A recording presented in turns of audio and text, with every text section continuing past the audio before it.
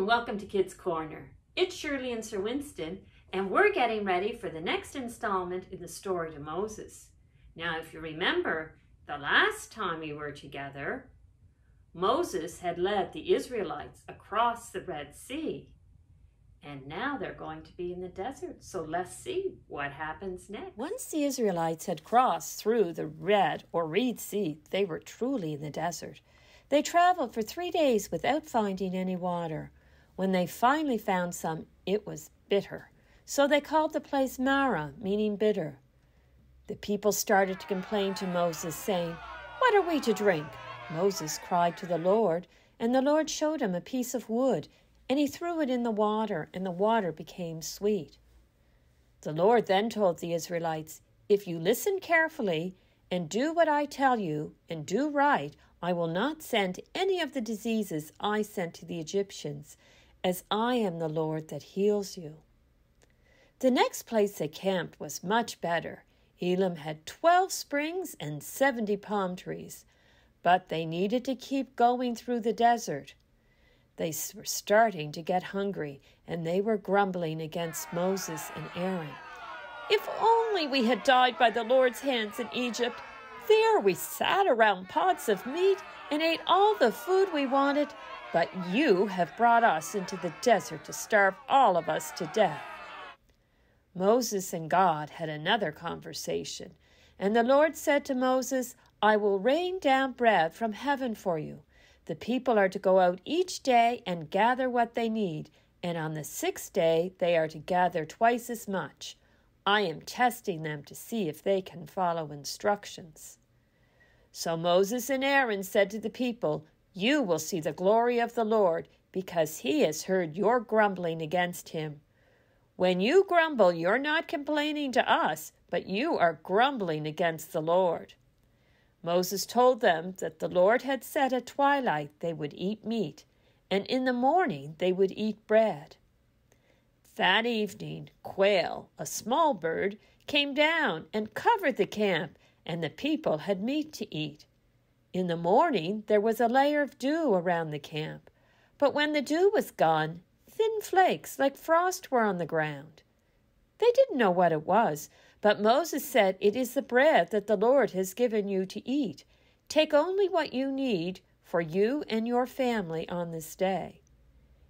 Each person found they did not take too little, but there were people who had gathered more, and by the next morning it had spoiled and smelt bad, and Moses was angry they did not listen. On the 6th day they gathered twice as much as they would normally have had, so they would have some for the Sabbath day when the Lord did not make any. The people were to rest. This bread, gathered on the day before the Sabbath, did not spoil.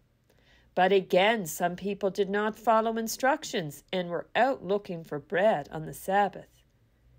People called this bread manna, which means, "What is it?" They ate it every day until they reached the border of the Promised Land.